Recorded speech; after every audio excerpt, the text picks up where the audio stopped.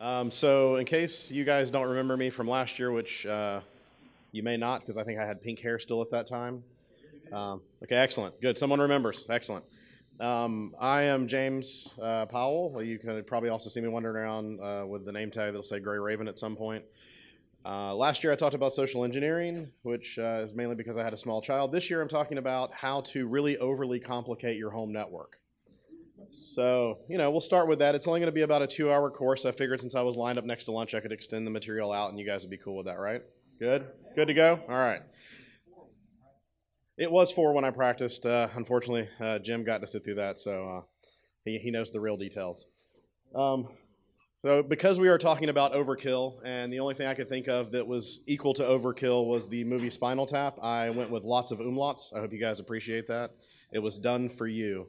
And so this really is coming from my past as a sysadmin, is really where this talk is coming from. And then me waking up one day and saying, I really am terrified of my home network, much in the way most people are terrified of corporate networks. So with that in mind, let's get started. A little bit of a side note. Let's see if I can get this guy to actually behave and actually change the slides for me. All right. Maybe it's not going to. Let's click over here, and then we'll do that. Okay, excellent. That'll work for me. This was really just a happy coincidence. So I had been building notes, fine-tuning my network, breaking things, rebuilding things for several months.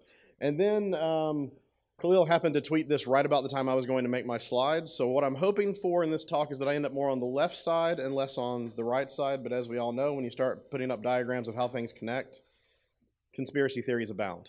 So if I get a little too far off the reservation, you guys just bring me back in, just kind of give me a little hand signal. Going back to my sysadmin background, these are my children. The bigger of the two is Lena, who you guys may know from last year.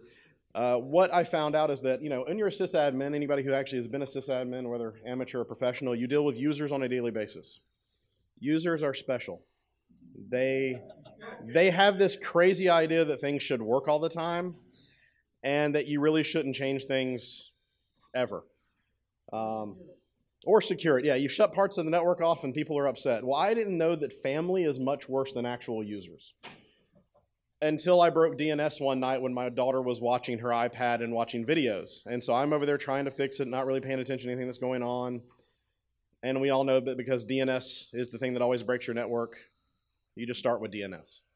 My daughter walks over holding her iPad, headphones still on, and she says, "Papa, my videos don't work. I understand, I'm trying to fix it. But Papa, my videos don't work."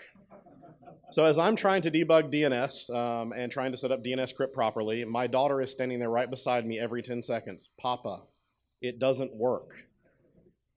In about 9 or 10 years of sysadmining, I never had someone that persistent in trying to get back to work. Different environments, different things. But anyway, it definitely put into the whole thing about that, yes, I am dealing with kind of a corporate network and a thing in that I do have users. I have a very specific change window, and that is between 11 and 12 at night and 4 and 5 in the morning. Any other time, there's probably something going on my network. Either I'm doing it or the family's doing it. Don't mess with my daughter's videos. And I remember, back when I first started, I'm coming up on 20 years at the end of this year of being in professional IT in some form or capacity or another. I remember when networks used to be simple, or at least they had less moving parts. Let's put it that way, because I don't think they were ever simple. I remember debugging things until 3 or 4 in the morning when I first started, and I still do that now. There were a lot less things that happened at that point.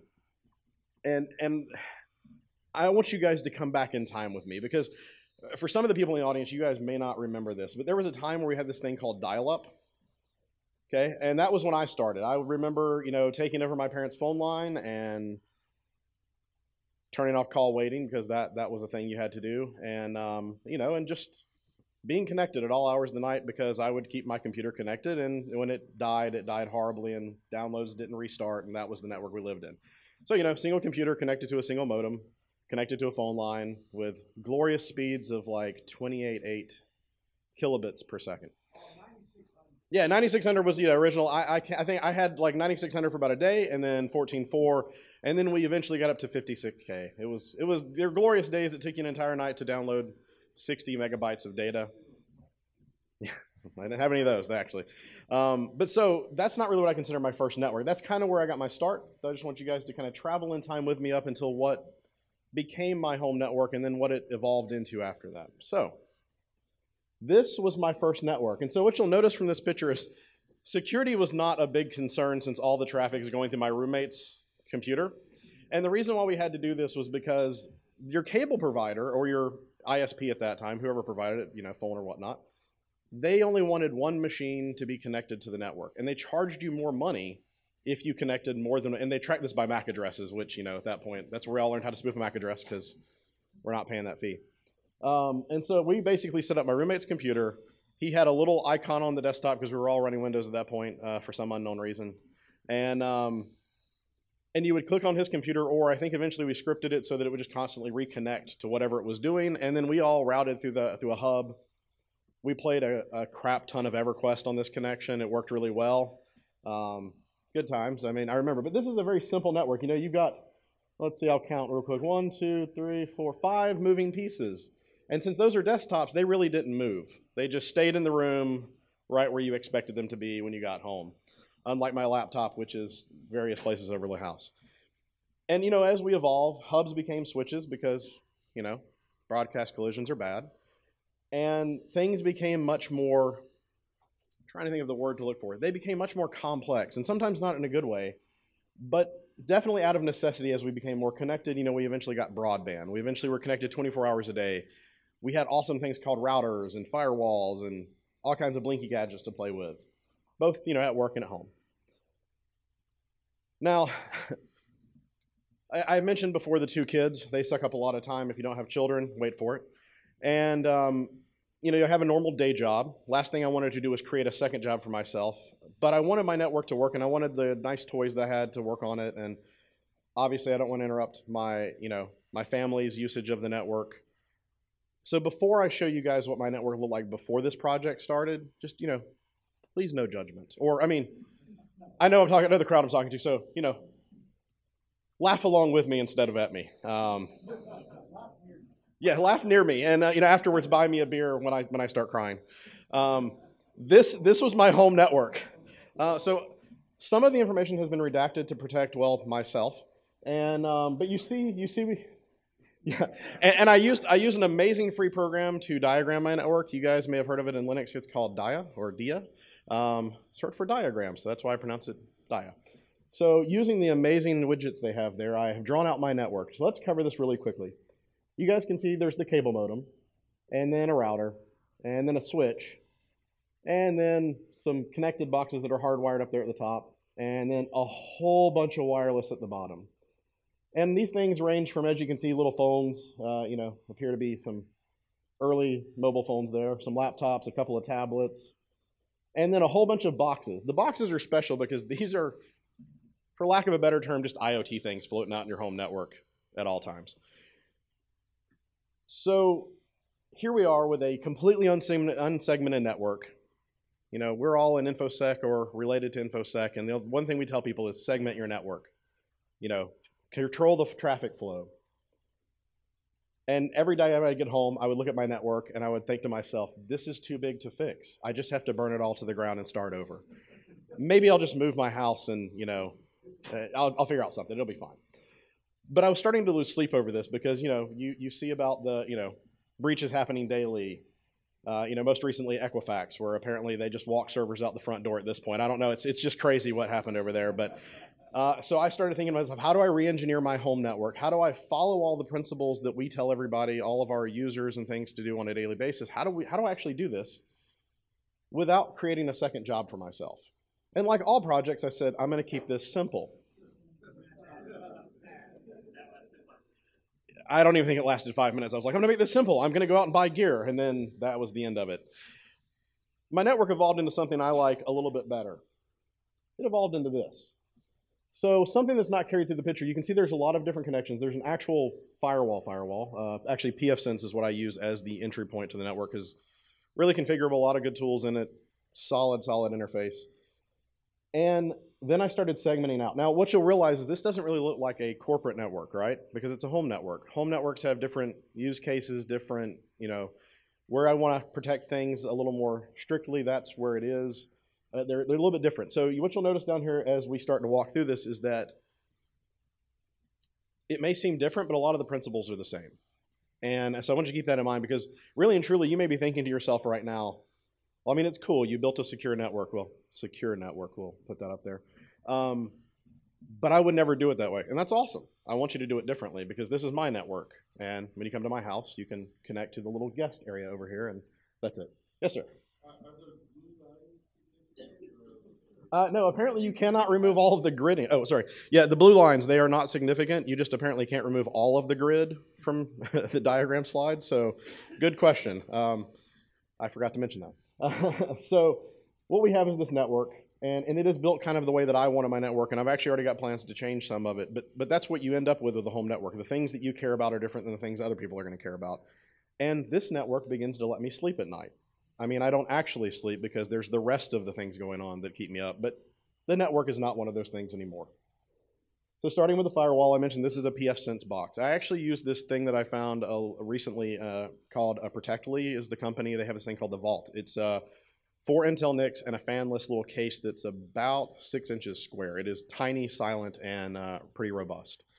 The reason why I like it is because I want to have both physical and logical segmentations in my network. So you'll notice the line coming out that says, if you can read it, it says opt 1. And that goes up to 2 things that we'll get into, and that's kind of a completely physical segmentation except for where it goes out to the modem to get out to the outside. The rest of the network comes off of another port, physical port, and then I start VLANing things off from there. So as we kind of move from like less secure to more secure, you'll kind of see how this plays out. So the first thing we go into from a less secure standpoint is everything at the edge of my network that needs to have some sort of internet access but really doesn't need to know anything underneath it in the network. This is all my media stuff, basically things that display media, so like an Apple TV or Roku or something like that.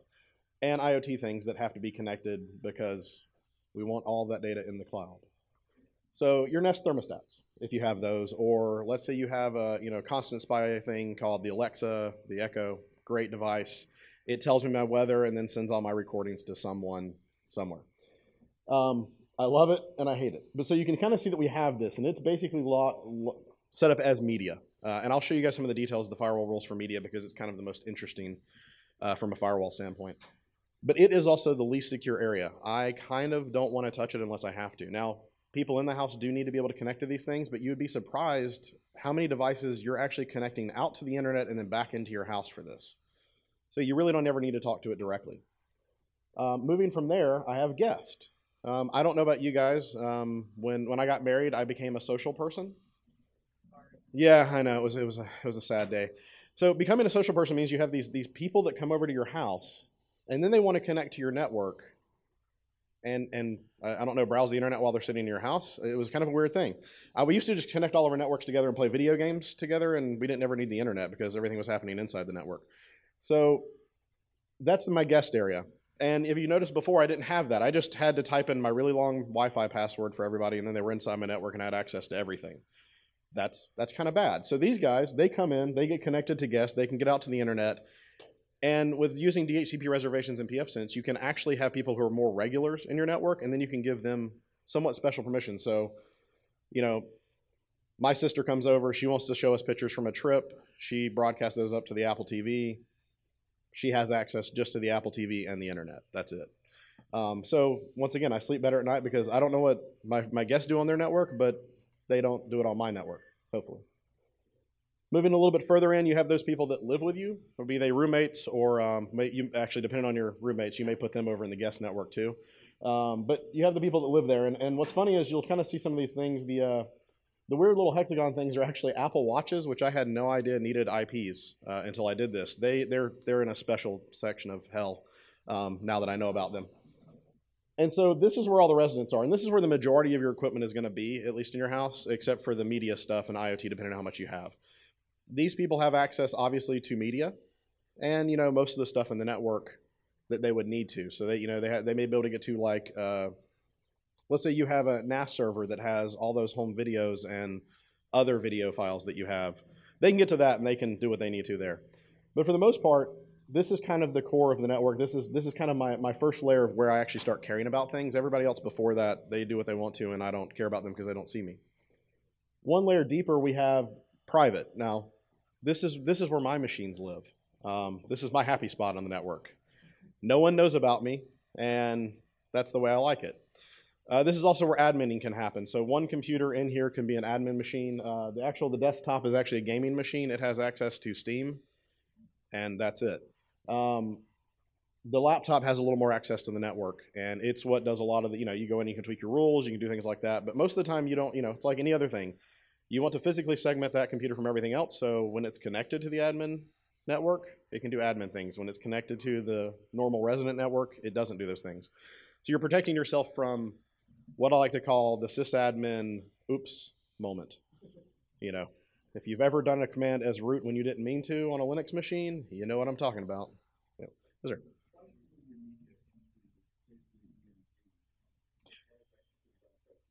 Okay, so that's a good question. So why did I move media into DMC? I guess I'm using media a little bit differently here. When I say media, it's more things that are delivering media content to me. Yeah, that's actually probably a good distinction. This is kind of more, I guess it would have been better to call it IoT, but there were a couple of things that didn't really fit into the IoT, Internet of Devices deal. But yeah, it's actually a good clarification, is that's not really like what I think of as like a home media server or something like that I would want to protect with my information on it. It's somewhere else. That actually is somewhat sitting in this diagram, is actually not listed, but it's in another VLAN off of this. So, and I'm actually planning to move. That's why I took it out, because I was like, okay, I can focus on the big things. But good question. Moving from there, one of the things that we like doing as tinkerers, I'll put it that way, and hackers, is we like having a little place where we can play with things that we may never want those things that we play with to ever get out to the internet. For that, I introduce the lab. And this is the lab VPN. It never touches the network unless I have cleared everything off and I want to reach out and grab some updates to play around with something new. The reason why I like this is because it's both physically segmented and really can only be touched by, again, a computer that's in that VLAN. I have to actually go and connect to that VLAN. I actually, at this point, have it hard-coded, but then I have a lot of stuff on it. And it's really because I'm playing with stuff that, I don't want the rest of the network to be able to get to. I don't, accidentally or intentionally.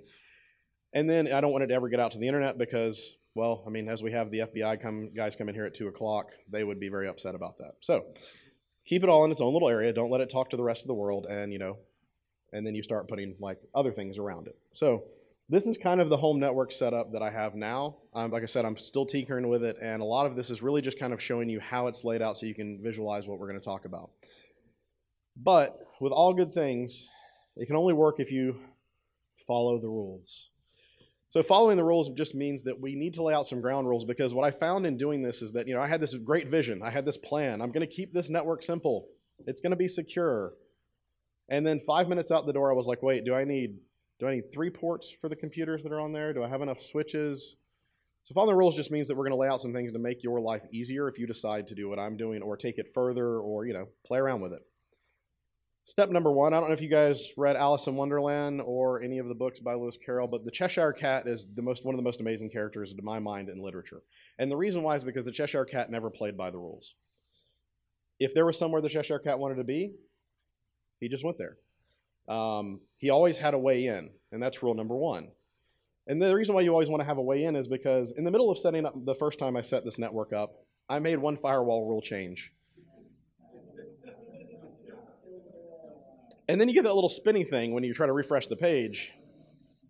And then you run downstairs and you hope that you have that serial cable that's still connected into the router so that you can not start over. Especially 20 rules in, you don't want to start over. So, that would have been good. And we'll get to that actually. But for the most part, you want to have a way in, whether that is to a managed switch, your firewall rule, or the internet. You want to have access to the things you want to have access to, and so remember that. Always have a way in. Even if you have 2 computers connected to the same firewall, one that will always have access and the other one that you're testing the rule on, that's the way to go.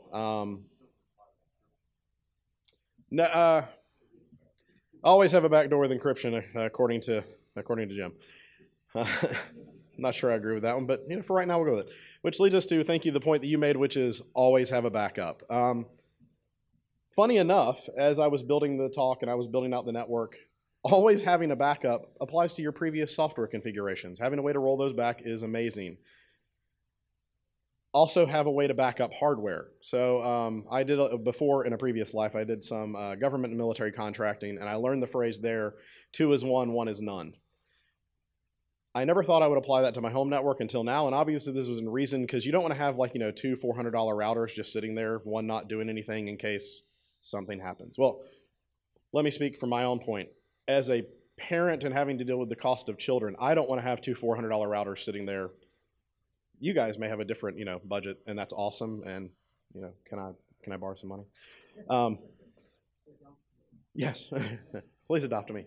So anyway, this is where we come into always having a backup, always having good software configurations, always having the hardware that you're going to need, even if it's the different hardware, something that you can drop in and replace to keep things going, like you would with any corporate network.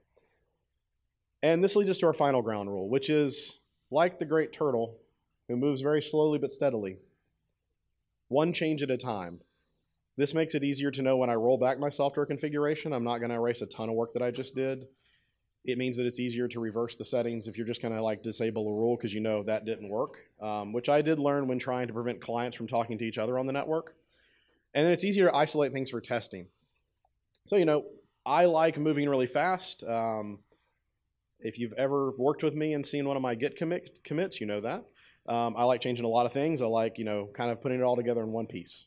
Don't do that with your home network. You will regret it at least once, probably twice.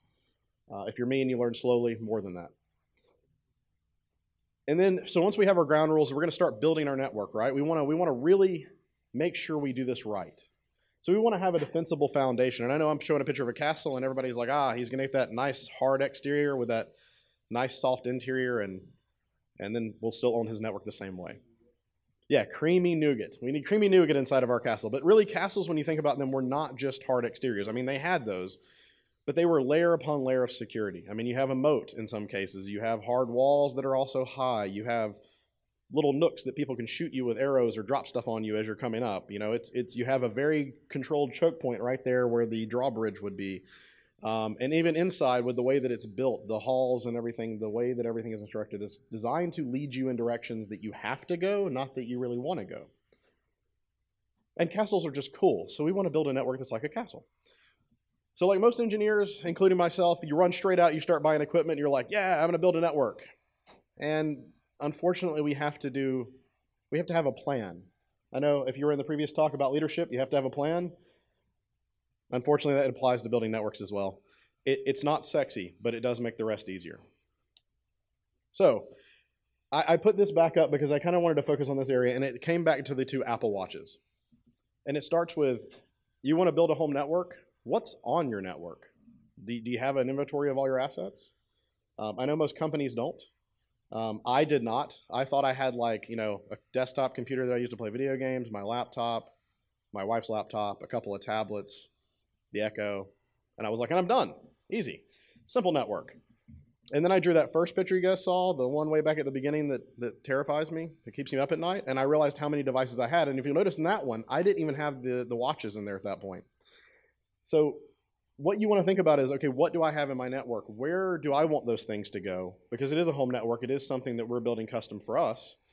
And then, how stable is your network? Do you have a lot of guests that are coming in? Do guests show up pretty regularly, or is the same set of guests? Can you kind of pre-identify their devices so that you can get an alert if a new guest shows up and you don't know that they're there? Like all of a sudden, hey, there's a new computer connected to my guest network, and you look around and you're like, small child, wife, myself, we have no pets. Okay, there may be an issue. So it comes down to just kind of understanding your network from both an inventory sense of the physical devices and then what the patterns are with your network so you can kind of plan out how you want to build it. And then because of security, you have to think about what's important to you. And I don't know about you guys, but 29 locks on 2 double doors is fairly awesome. I'm not sure it's practical, but it is awesome. And so when you think about what's important to you, I know if you were a company, there might be certain documents, proprietary information, all those things. But in my home network, you guys can tell the thing that's important to me is the lab that no one can connect into except for someone physically connected to that network. and my gaming machine because it's way, way in the back and it can only connect to Steam. But you have to think about like, what are the things that you want to protect? How important is it for you to protect them? And more importantly, what's going to let you sleep at night? Because if you miss something, you want to make sure there are enough layers that you can either detect it or prevent somebody from getting to it unless they're actually standing in your house or close enough to pick up on your Wi-Fi. It's these kind of things that let you at least attempt to sleep at night before the other things come in. And then once you've done all of this, you've looked at your inventory of assets, you have thought about what's important to you, you got to jump in and do the paperwork. You got to document it. You have to spend countless hours in Dia trying to draw out the little boxes and make the lines all line up right if you're OCD like me. Because it's a home network, you can probably get away with using an Excel spreadsheet to track like DHCP records as a backup. You probably want to have some kind of software backup of that. And you want to make sure these things are all put in places where it's going to be secure and not accessible. So, don't spin up a public S3 bucket and throw all your home network backups up there. It's just as bad as when corporations do it. So now that we've kind of thought about our rules, we know how we're going to play. We're going to go nice and slow. We're going to make sure we're taking small steps. We're testing things as we go. And then we're going to build a very defensible network. We're going to have all these things up front so that we don't have to worry about them and kind of reverse engineer things as we go. Now we can start talking about traffic flow. And traffic flow is where actually the meat of the network is. Everything else is just a skeleton. Controlling where data moves in your network is where you really want to focus. And so I'm from Atlanta. This is the 7585 downtown connector. Probably not during rush hour. But it actually puts out an important point, is that if you don't think about traffic flow, it's just going to be a bunch of things all going down the same pipe and not routed anywhere. That's bad, and we want to fix that. And so what we want to do is we're going to use a combination of like physical connections, VLANs to kind of tag how our traffic's going to go, firewall rules, thinking about both the inbound traffic and the outbound traffic, and then we want to restrict a lot of our client communications because in most networks, very few devices should actually have the ability to talk to each other. It's an easy way in a home network without having to do a lot of monitoring to prevent lateral movement if one of the machines is compromised. Just don't let anything talk to anything else, which proved to be funnier and harder. I didn't put it in this slide, but I can talk to you guys afterwards about doing that in pfSense if you haven't had to do it before. So anyone who has dealt with networks, going back to my favorite subject, when something on your network doesn't work, there you go. It's DNS. It could be your firewall. It's probably doing DNS. And even when it's not DNS, it's the wrong VLAN or DNS. So I wanted to focus on a little bit of showing you guys how I'm shaping traffic in the network. One, because DNS is something that everyone is going to have to do if you want to be able to resolve things. I run a little Raspberry Pi. That's what that little box is. And it's actually running Pi-hole, which is awesome. And then doing DNS script under the hood.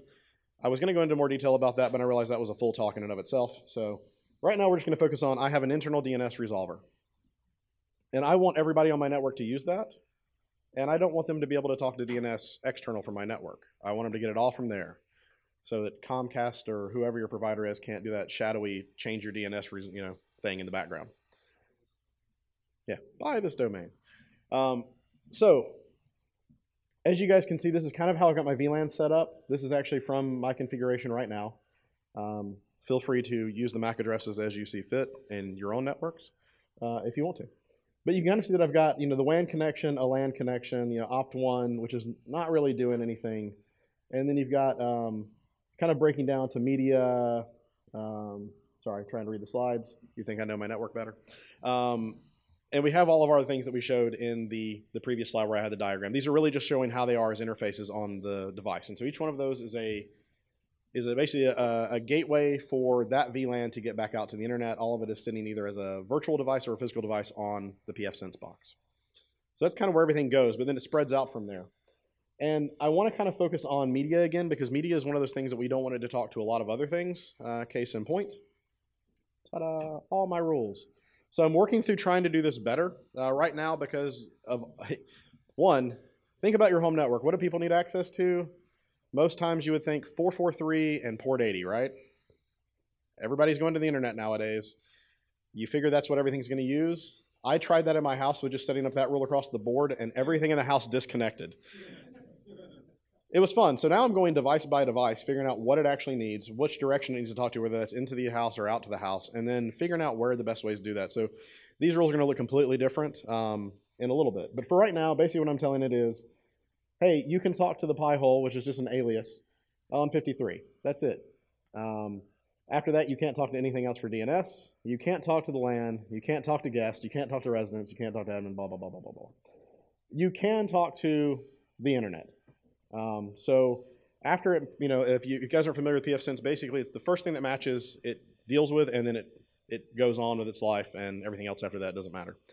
So this pretty much protects it from that. And I will point out the bottom down here that allowing MediaNet to talk to media address is just allowing traffic from a client to get to the gateway, and then the blocking of everything else is how I'm controlling clients talking to each other. Seems to work pretty well. I haven't been able to talk to anything else on that network in a long time when I'm connected to that network, so success. But really the true thing right here is we just want to control our firewall, or not our firewall, we want to control our rules so that DNS is resolved by where we want it to happen.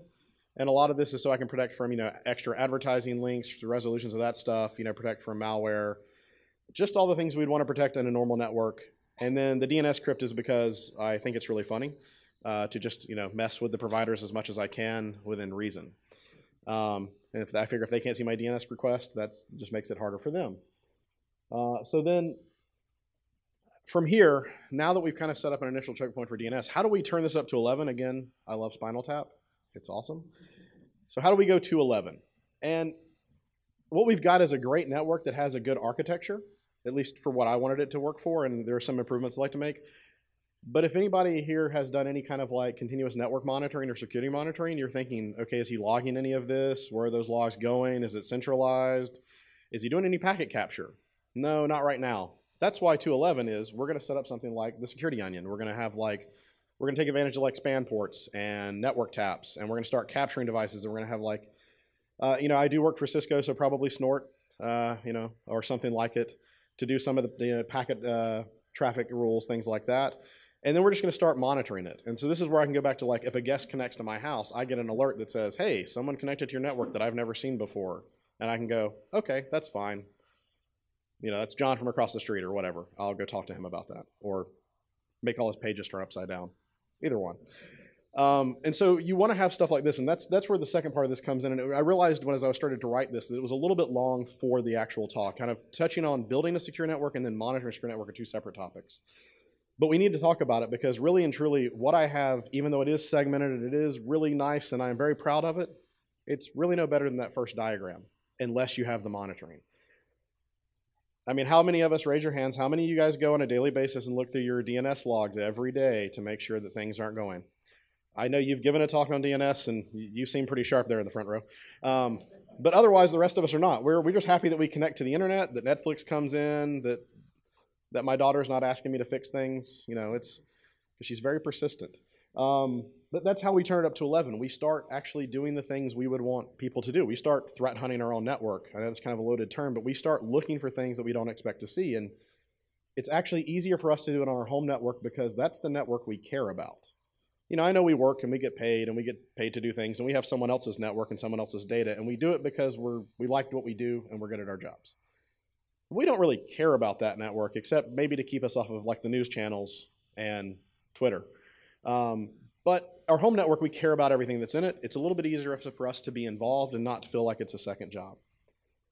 So where do you go from here? Let's say that you're sitting in this room and you're like, I've looked at some of this stuff. I don't really know where to begin. I just want to share with you guys a little bit about where I kind of got my knowledge. And honestly, they're a great company. No Starch has some awesome books. These three in particular helped me with a lot of what I, kind of evolved as I was learning.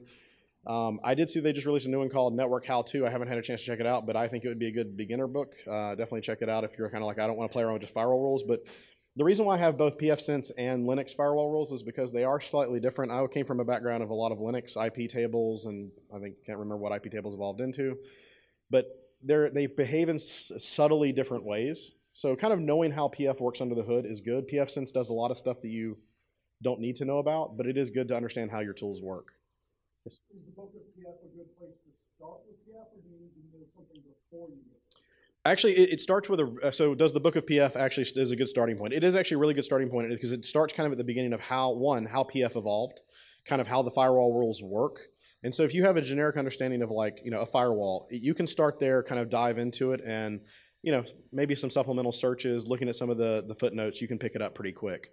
It is a little bit easier if you kind of have a background. That's why I said the new one, Network How To, might be a really good starting point. But yeah, that's really what it boils down to is, and that's kind of my takeaway. So you guys have heard me sit up here and talk about my network, kind of talk about firewall rules, kind of give you guys an overview of like the direction I went.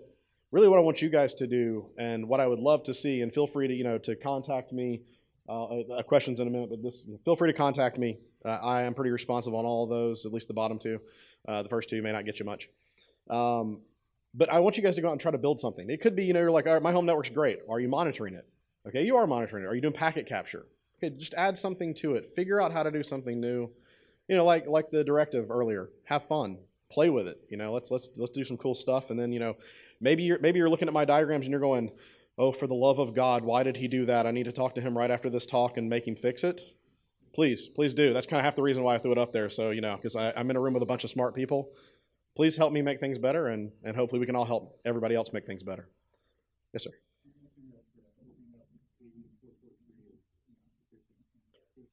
Yep. Yeah, so I'm trying to build that list right now. What's funny is I've left the iPhones for the end because I figured that everything they did would have been.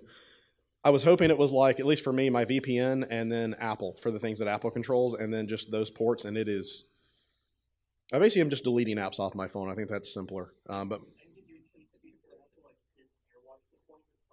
nice.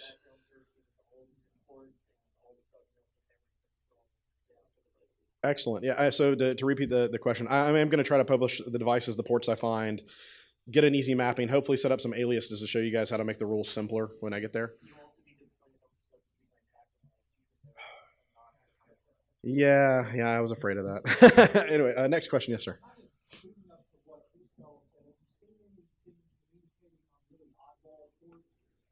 Funny enough, I can't. So off the top of my head, I can't remember. But the Echo is a really high outbound ephemeral port. I mean, like aiming at a high, what I would consider ephemeral, at least above 1024. It's aiming at something, and I cannot remember. I don't think it's in the like where I would consider it like a pure ephemeral port, like really high double digits, 5 digits. But it is like way above even like 2048, and it was one of those that I remember when I was looking at the traffic, I thought that something was wrong with it. Until like I ended up getting a second one, like a little dot for downstairs, just mainly for music playing and news. And so it had the exact same port, and I was like, okay, well that one has just been plugged in, and it has the same like weirdness, so that can't be the one upstairs has been compromised in my negligence of taking care of my network. But yeah, there are some weird ones. Like I said, I was like everything uses HTTPS or HTTP, and then I hit the button and I don't even think my DNS works anymore. I'm not sure what happened. It was that bad. Yeah, so it's basically going just device by device, and so I guess my PSA message for everyone is the Internet of Things is evil for multiple reasons. Mainly, if you want to really have lockdown firewall rules, limit all those devices to, just limit those devices, because the more you have, and really I got a lot of these because I have a family and kids, so they want the cool gadgets like I do.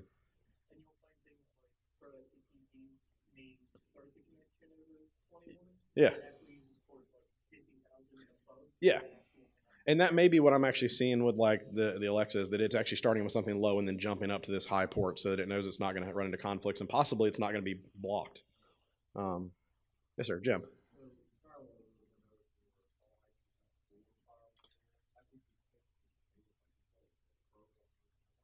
Yeah.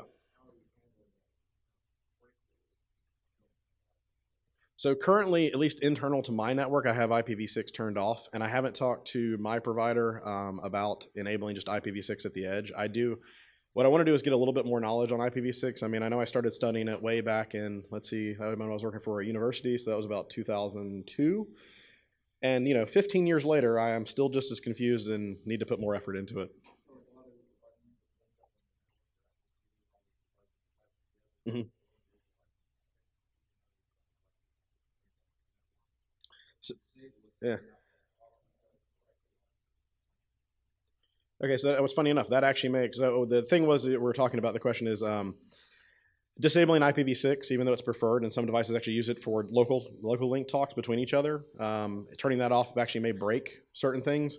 And so I have seen some weird edge cases where like apps don't work quite the way they should. And I think that I hadn't even thought about IPv6 because I didn't know about that.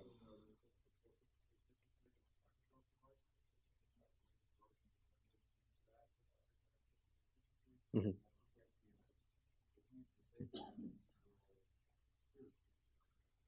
Okay, so that's a good one to know. Actually, I'll throw that one out because that is very good. So apparently on Microsoft devices, 5353, if you disable that, that's for multicast DNS. Thank you. I was about to say anycast DNS. I knew that was wrong. So multicast DNS for Microsoft devices. And 5300, yeah. So both of those are good. Actually, I did not know that. Funny enough, the only Windows machine I have in the house is that one. Oh, all right. You guys are going to get to see me potentially type in my password. Cool. Or break things. Well, let's see. It is. It's. You guys have seen through my. And here's the best part. I can't type it in right the first time. It's got to be 2 times every time. There we go. Ta-da! All right, crisis averted. You guys now have my password. It is 20 asterisks. Yeah, most definitely. Yeah. So just so you guys know, my password is now changing to this is my password. Yes, sir. Mm-hmm.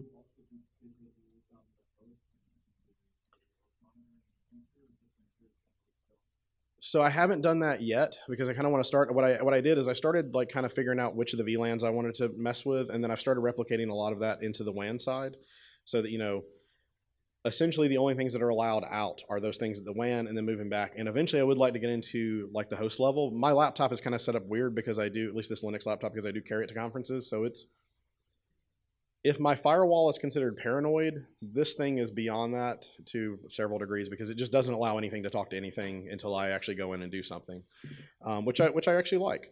But it's not feasible for most devices, so I would like to start setting up as much as I can the host level stuff, even if it's just on like the servers that we have, or quote unquote servers that you have in your house. Yeah, that's actually a good point. So setting up like the host level firewall rules is definitely a good addition. Yeah, actually, that's a good, adding app profiles. Yeah, see, this is why I said overkill, because now we're definitely getting back into corporate level stuff.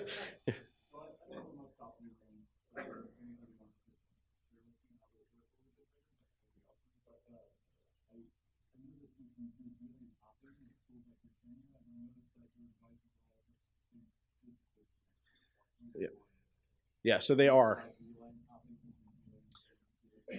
So I haven't yet, and it's something that it was more of the knowing the proximity that I would have to be able, the proximity to the network, at least initially. I haven't gotten into that yet, and oh, sorry. So talking about the attacks against VLANs, because VLANs really are just kind of tagging packets at the, I think, layer 2, if I'm not mistaken. And so talking about attacking against that VLAN hopping, so the ability to get traffic or even get visibility into the traffic and switch into another VLAN that you're not supposed to be in. I haven't done any testing against that yet. I do want to, mainly because I am still kind of at neophyte level at understanding the VLAN attacks, and so I really want to play around with this. So that's one of the reasons why I haven't done that initially, or eventually what I want this to evolve into is each VLAN is going to have its own port, and then the only thing at that point you're sitting on my router or my firewall, and so moving the firewall out from the actual router, having the router and where it should be. And again, eventually I'm just going to have a data center running in my house. I'll provide connections to the internet for a small fee, possibly providing the level of service of ShadyTel, if you guys know who that is. So that's basically it. But yeah, good question. Yeah. So if there's not anything else, yeah, yes, sir.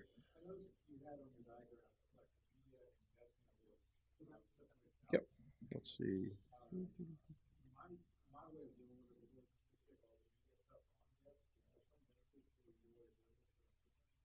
So so I guess I can just leave it right here. So the question is dividing out media and guest into 2 separate networks. That's kind of one of the things I'm dealing with this, is that you do get a much finer grain control over the firewalls for each of the 2 separate VLANs, But because guests are coming over and they are doing something like sharing, videos or wanting to, do things that may actually need a network connection. Because I know some of the stuff that you can do with at least Apple devices or an Apple TV, it actually uses Bluetooth, which is nice for me because I don't have to worry about that, at least yet. Yeah, and you end up with things like having to enable UPnP internally for a lot of things, and then the multicast. Thank you for bringing that one up. That's a good point. But it does allow you to get customized more towards the devices. So like most of the guests, I can kind of use my DHCP reservations and knowing what devices they have. So my brother-in-law has Android devices for the most part, and so he's never going to connect to anything in our network. He just wants a straight shot out to the internet. So for him, I have a profile set up for him that just goes out to the internet, and he doesn't really see anything else. Yeah, and custom ability. So if I see his, I kind of know, and I start to get profiles of certain things. Most of the devices that are connecting to guest are mobile, so I can start applying profiles to that. Whereas the media might be receiving connections from residents, really from residents and guest. And then also some of the media devices that I keep calling this IoT devices actually talk to themselves inside the network, which has been fun because then you can start. They talk to themselves. They talk between each other. They have conversations. It was really weird. I just kept seeing I guess they would, once they found out there was another device on the network that was the same type as they would kind of relay information. I'm not sure what that was about. I think it was the Echo that I was looking at for this one, and then I just ignored that and turned that part off in the rules as you guys saw, and they still work. So I'm happy. Yeah, I didn't think about that with the Alexa. You would have the microphones trying to make sure it's not. Yeah. Yeah. Okay, that's actually cool. Yeah. So if you have any of the smart light bulbs, luckily I do not have any hackable light bulbs in my house at the moment. My wife really wants those. I'm trying to hold off as long as I can, but yeah, they actually will talk between each other, which I didn't know. That's really cool. So now you've given me something else to not sleep at night when those come into my house. So thanks. Yeah. Yeah. So then you end up with and so I was trying to balance the number of VLANs I had with the actual devices, and like I said, I wanted to do more with the media section to split that out into finer grained control, and so yeah, I would end up having probably VLAN 90 light bulbs.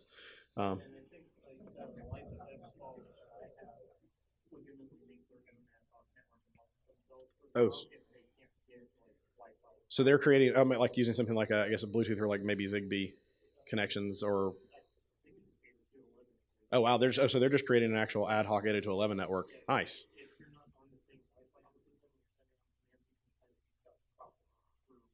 Oh, that's awesome. Yeah. So now, the Sonos does that as well. Nice. Okay, so you guys have made me more terrified of IoT, and actually making me want to buy this stuff and then scan my own network more. So that'll be fun to explain to my wife. Yes, sir.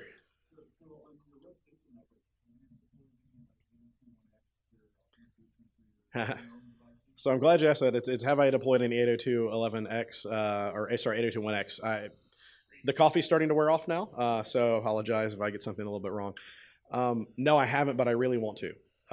It's one of the things that I really want to play with and just have not had a good excuse, and now this is that excuse, as most things are in hacking. Yeah, it's going to be good. And so moving to the new house, a lot of this is Franken equipment that I threw together. I'm actually trying to get the hardware footprint down to be something more, one, enterprise level or near enterprise level. So like Ubiquiti Pros or even working at Cisco, some kind of a Cisco product that may do this. I think we have that kind of equipment. And so kind of getting that in my house and then doing a lot of the VLAN provisioning, the 802.1x, and just, so some of it is limitations in the equipment I currently have, and then moving into that new equipment would actually help out a lot. But yeah, no, a lot of great questions. Thank you. You guys have actually taught me more in the last 10 minutes of this than I knew when I came in, so I'm extremely happy. Yes, sir, Jim.